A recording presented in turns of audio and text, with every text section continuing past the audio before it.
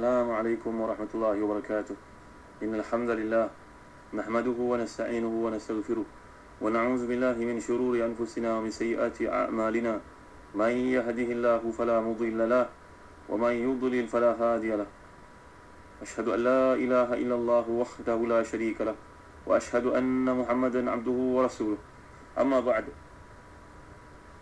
Saudara Nabi bersama Hadi Syarudin, saya mendengar yang rahmati Allah sekalian. Alhamdulillah, syukur kita kepada Allah Subhanahu wa taala.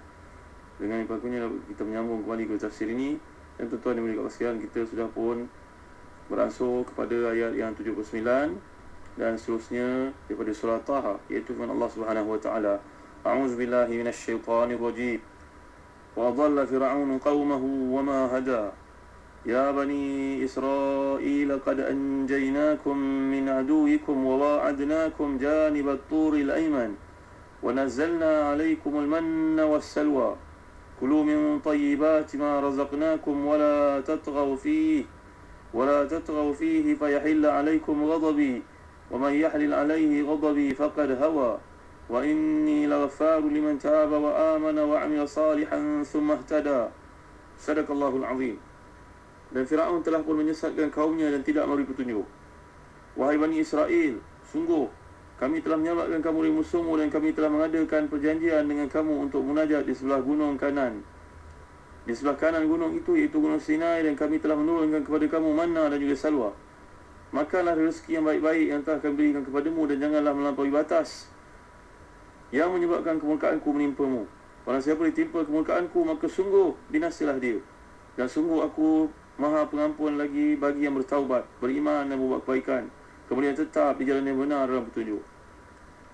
Tuan-tuan dan puan-puan sekalian, Fir'aun sekarang Allah Taala bawakan kepadanya ayat wa dhalla fir'aunu qaumahu wa ma hada. Kerana Fir'aun dahulu pernah berkata, wa ma urikum illa ma ara wa ma ahdikum ila sabilar rasyad. Aku tidak menunjukkan kepada kamu semua wahai rakyatku melainkan apa yang aku pandang betul, dan aku tidak memberi petunjuk kepada kamu melainkan jalan yang benar. Maka sekarang Allah SWT pulangkan paku buah keras kepadanya. Wa dhalla fir'aunu qaumahu wa ma hada. Apa pulang paku buah keras? Inilah ayat yang Melayu gunakan untuk menunjukkan, dulu kamu gunakan ayat ini, sekarang aku gunakan balik terhadap kamu, dan inilah yang paling tepat.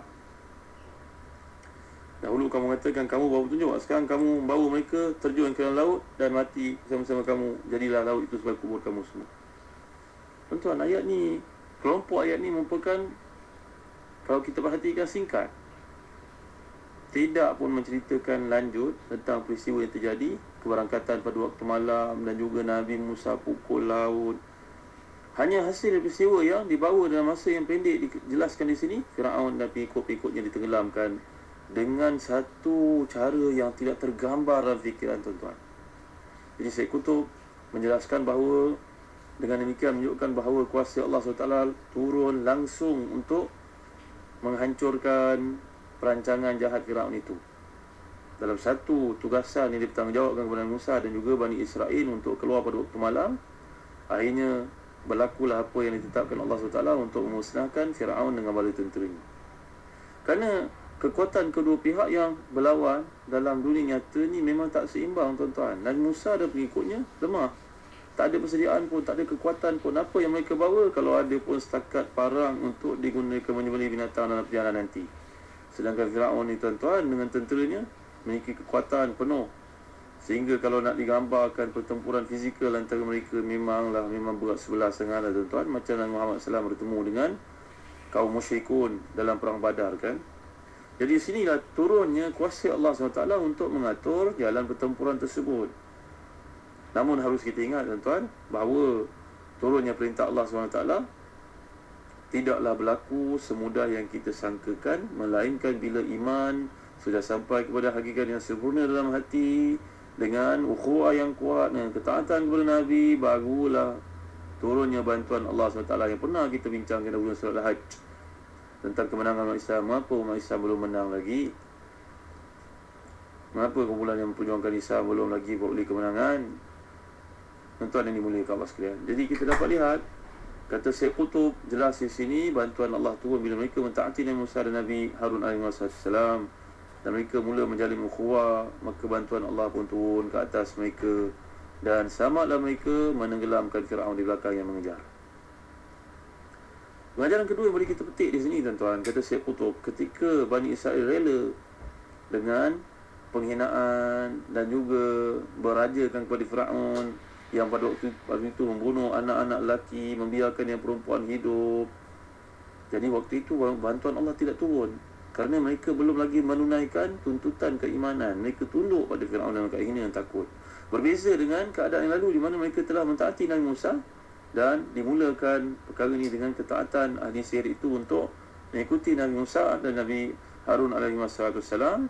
Lalu barulah bantuan Allah datang. Kamu kena sokong dulu dengan sepenuh jiwa raga kamu, barulah Allah SWT akan berikan bantuan kepada kamu. Bantuan ni bukan datang dalam masa semalaman tuan-tuan, dia perlu pada masa. Bahkan kita pernah bincangkan dahulu seperti dijelaskan para ulama, contohnya Imam Mawardi dalam tafsirnya, bahawa Nabi Musa ni berdakwah 40 tahun berada bersisi Nabi Shu'aib di Madian, nikah dengan anak perempuannya, bekerja bersama dengannya selama 10 tahun. Sebelum dia balik, usianya ketika lahir 30, genap 40, balik semula ke Mesir untuk berdakwah, lantik menjadi Nabi macam Nabi Muhammad SAW. Kini dia berdakwah 40 tahun, barulah datang perintah Allah SWT untuk melarikan diri atau berpindah ke tempat lain, yang mana dikejar oleh Firaun dan Firaun mati dalam mengejar itu. 40 tahun tuan-tuan, dan 40 tahun lagi hidup di Sinai. Nanti kita bincangkan ayat-ayat berikut. Lama, bukan masa yang singkat. Justru orang memperjuangkan Islam jangan menyangkakan semudah yang saudara fikirkan. Akan banyak ujian, akan banyak rintangan, akan dihukum, akan dipenjarakan, akan mati. Barulah bantuan Allah SWT datang bila semuanya telah menepati syarat-syarat asbab untuk mendapat kemenangan daripada Allah SWT. Kita lihat ayat ke-80. A'udzubillahi minasyaitanirrajim. Ya Bani Israel, qad anjaynakum min aduwikum wa wa'adnakum janibat turil ayman wa nazzalna alaykum al-manna was-salwa kulu min tayyibati ma razaqnakum wa la tatghaw fihi fayahilla alaykum ghadabi wa man yahlil alayhi ghadabi faqad hawa wa inni laghaffaru liman taba wa amana wa 'amila salihan thumma ihtada. Wahai Bani Israel, sungguhnya kami telah menyelamatkan kamu dari musuh kamu, dan kami telah mengadakan perjanjian dengan kamu di sebelah gunung, di sebelah kanan gunung Tur, dan kami telah menurunkan kepada kamu Al-Man dan juga Salwa. Makanlah dari sebahagian yang baik yang kami berikan kepada kamu, dan janganlah kamu melampaui batas padanya yang menyebabkan kemurkaanku menurun kamu, menimpa kamu.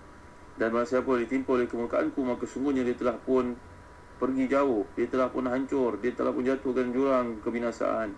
Dan sungguhnya aku maha pengampun lagi bagi yang bertaubat dan beriman serta orang saleh kemudian tetap dalam petunjuk. Jadi setelah menjelaskan apa yang menimpa Firaun dan tenteranya, kini diuraikan pula keadaan Bani Israel yang diselamatkan Allah SWT. Jadi Allah firman, wahai Bani Israel, sungguhnya kami telah menyelamatkan kamu dengan kuasa kami dari musuh kamu iaitu Firaun. Dan kami telah membuat perjanjian dengan Nabi kamu dan sejumlah orang yang dipilih untuk munajat dan hadir di tempat suci yang telah kami tetapkan, iaitu di sebelah kanan gunung Tur. Dan kami telah menurunkan kepada kamu Al-Man dan juga Salwa untuk melihara kesinambungan kehidupan kamu, jasmani kamu supaya sihat. Dan kami turunkan kepada kamu kitab Taurat untuk melihara diri kamu supaya ada tazkiyatun nufus. Makanlah rezeki daripada baik yang telah kami kurniakan kepada kamu, jangan kamu melampaui batas, kerana melanggar tuntutanku itu akan menyebabkan hukuman yang berat, akan menyebabkan kemurkaanku menimpa kamu sampai kamu binasa. Barang siapa di antara kamu yang selain kamu ditimpa oleh kemurkaanku itu, maka sungguhnya dia telah pun jatuh ke tingkat bawah dari seksa neraka. Dan sungguh aku maha pengampun bagi siapa pun termasuk Bani Israel yang bertaubat dari kekufuran dan dosa dan beriman kepada Allah, rasul-rasulnya, serta membuktikan kebenaran imannya dengan amal saleh sesuai yang ditunjukkan oleh Nabi yang kutuskan, istiqamah dalam melaksanakan sampai hari mati. Perkataan yang Allah gunakan di sini tuan, anjainakum, qad anjainakum. Diperhatikan mula surah Al-Baqarah sebagai contohnya ayat ke-49. Allah gunakan versi yang lain, wa idh najjainakum min ali fir'auna yasumunakum su'al azab yuzabbihuna abna'akum wa yastahyuna nisa'akum. Allah gunakan perkataan wa idh najjainakum. Di sini anjainakum. Di sudut bahasa Arab tuan-tuan, kalau kita memiliki sebagai contohnya buku yang namanya Matan Al-Bina, Matan Al-Ajrumiyah. Dua matan ni penting untuk belajar bahasa Arab tuan-tuan. Kalau nak belajar setakat bercakap, tak faham Quran kan rugi. Cubalah belajar Arab untuk memahami daripada susu galuh yang awalnya dengan matan ajrumiyah, matan al-ghina sebagai contohnya. Jadi beza di antara anjaynakum perkataan af'al, najjaynakum perkataan najja. Satu atas wazan af'al, satu atas wazan fa'al. Jadi anjaynakum diambil perkataan najwa. Najjaynakum ke anjaynakum ke semua diambil perkataan najwatun. Apa beza ni tuan-tuan dua benda ni? Najjaynakum dengan anjaynakum. Kedua-duanya maksud dia suruh bahasa Melayu menyelamatkan. Ni miskinnya bahasa Melayu. Kita tak dapat memahami apa yang Quran bawakan kalau kita lihat dari kamus prakata Quran, tafsir prakata. Tak cukup tuan-tuan. Kita belajar bahasa Arab. Jadi sebenarnya redaksi digunakan oleh Allah dalam surah Al-Baqarah, wa idh najjaynakum, mengandungi makna pemberian keselamatan waktu turunnya siksa itu sampai mereka selamat daripada ditimpa azab tersebut. Tapi dalam ayat surah Taha yang sedang kita bincangkan di sini, anjaynakum menunjukkan bahawa Allah memberikan keselamatan dengan menjauhkan bahaya tersebut secara total, secara mutlak, secara menyeluruh. Bezanya di antara anjaynakum dengan najjaynakum. Jadi maknanya dua bentuk ayat yang menceritakan dua anugerah Allah SWT kepada Bani Israel dalam bentuk keselamatan yang dianugerahkan itu, yang diberikan. Yang pertama menghindarkan mereka dari sebahagian seksa, yang kedua dengan izin Allah SWT dari semua seksa, dari semua kesusahan, musibah, mereka diselamatkan dengan izin Allah SWT.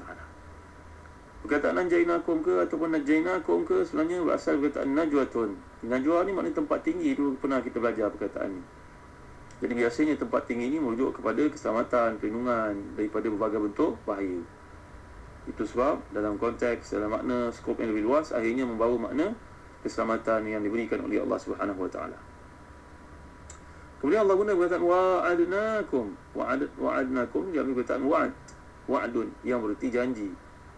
Jadi asal perkataan tersebut mengandungi makna timbal balik, iaitu perjanjian yang Allah SWT kenakan kepada Bani Israel ini, menjanjikan Nabi Musa untuk memberinya kitab suci pada waktu dan tempat yang tertentu. Jadi janji ini disambut dengan gembiranya Nabi Musa, sehingga dengan demikian bagaikan terjanji perjanjian antara Allah dengan Nabi Musa, dengan maksud ditujukan kepada Bani Israel panduan yang terdapat dalamnya. Kalau kamu ikut panduan ini, kamu akan selamat. Kamu ikut panduan ini, kamu jadi hamba aku. Jadi itu seolah-olah perjanjian yang dirujuk oleh Allah SWT dengan penggunaan perkataan wa'adnakum di sini. Ada juga para ulama yang berpendapat bahawa perjanjian yang dimaksudkan di sini ditujukan kepada semua mereka, kerana Allah SWT telah memerintahkan Nabi Musa untuk datang ke Gunung Tur bersama dengan 70 orang tokoh Bani Israel yang terpilih untuk mendapat kitab Taurat itu. Kemudian perkataan yang digunakan oleh Allah SWT di sini, janibaturil aiman, di sebelah kanan Gunung Tur. Para ulama mengatakan Tur berbeza daripada Jabal. Kalau Jabal maknanya gunung yang penuh dengan pokok-pokok, tapi kalau Tur, kata Al-Imam Ibn Atiyah Al-Andalusi dalam tafsirnya Muharrar Al-Wajiz, Tur maknanya gunung yang tidak ada pokok di atasnya, gunung botak. Ada setengah ulama yang memahami perkataan Al-Aiman adalah lereng gunung. Kerana kata mereka, gunung ni mana ada kanan, mana ada kiri. Kita tengok daripada sini, ni jadi kanan, sebelah sini jadi kiri. Kita tengok dari sebelah sana pula, yang ni pula jadi kiri, yang tu jadi kanan. Jadi sebenarnya tidak ada posisi tertentu yang boleh menentukan ini kanan dan kirinya, kecuali lah kalau kita berada di satu-satu sudut yang tertentu. Jadi setengah mereka memahami perkataan Al-Aiman di sini berarti kata lereng gunung. Allahu a'lam. Perkataan Al-Manna, boleh tuan-tuan boleh kalau sekalian, adalah kata Muhammad Mutawalli Asy'arawi, seorang mufassir yang terkemuka di Mesir. Beliau berkata bahawa Al-Man ini sebenarnya masih lagi ditemui di tempat yang kurang pencemaran, macam di Iraq. Allahu a'lam. Ini kata Syekh Muhammad Mutawalli Asy'arawi almarhum yang telah meninggal dunia. Jadi kata Muhammad Mutawalli Asy'arawi, Al-Man ni masih lagi ditemui di Iraq. Allahu a'lam. Sekarang Amerika dah jajah, entah ada lagi entah tidak. Ramai orang yang keluar pada waktu pagi membawa kain-kain putih yang lebar, macam sufra lah kita tuan-tuan. Sufra ni letakkan di bawah pokok-pokok, daun-daunnya masih lagi ada hinggap padanya butir-butir merah yang turun langit seperti embun pada waktu malam.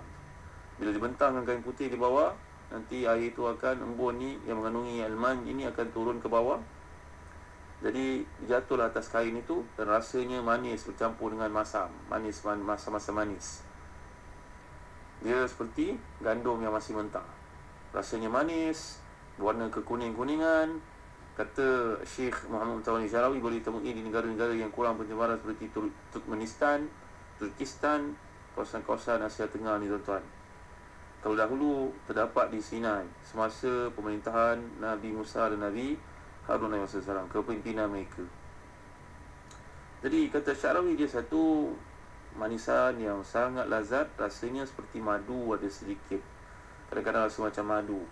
Dia bersama-sama dengan embun pagi yang diturunkan Allah Taala dengan banyak sekali di sekeliling perkemahan mereka, dan dia membeku bila menjelang waktu hampir panas, dan digunakan untuk makanan, untuk dicicip, dihisap, dijilat oleh Bani Israel, kadang-kadang digiling bersama dengan makanan mereka yang lain, gandum dan sebagainya, masak dalam periuk, jadilah roti ataupun makanan apa saja mereka gunakan bersama dengan alman ni. Rasanya seperti apa kita nak gambarkan, barangkali tak ada lah tuan-tuan dekat negara kita ni, tapi alman ni masukkan ada satu bahan yang rasanya masa-masa manis, barangkali tidak terdapat di negara kita.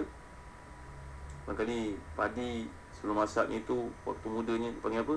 Lemping. Macam itulah lebih kurangnya tuan-tuan, rasanya berlainan, tapi itulah makanan-makanan yang merupakan sumber organik yang asli, yang diberikan Allah SWT kepada Bani Israel, diturunkan khas untuk mereka dengan kuantiti yang banyak, merupakan anugerah Allah SWT. Nanti kita akan dengar kuliah kata apa pula maksudnya as-salwa, dan apakah kaitannya. Walaupun telah dihukum Fir'aun dengan begitu dahsyat sekali, tapi masih ada lagi permintaan kepada Allah untuk manusia ini bertaubat. Jadi dalam melakukan dosa pun ada peluang untuk bertaubat. Nanti kita akan lihat kisah Bani Israel yang pernah ditimpakan kata mereka kemarau yang panjang. Nabi Musa telah pun mohon kepada Allah SWT. Doa Nabi Musa terhijab, doa sekalian Bani Israel terhijab, kerana adanya seorang yang berdosa di kalangan mereka. Dalam kisah dalam kitab Tawabin ditulis Ibn Qudamah, ada kaitan dengan peristiwa yang sedang kita bincang sekarang. Bagaimanakah doa itu akhirnya diterima Allah dan hujan pun turun ke atas mereka. Nanti kita akan dengar kisah ini dalam kuliah akan datang. Allahu a'lam wa sallallahu ala sayyidina Muhammad wa ala alihi wa sahbihi wa baraka wa sallam, walhamdulillahi rabbil alamin, wa barakallahu fikum, wassalamu alaikum warahmatullahi wabarakatuh.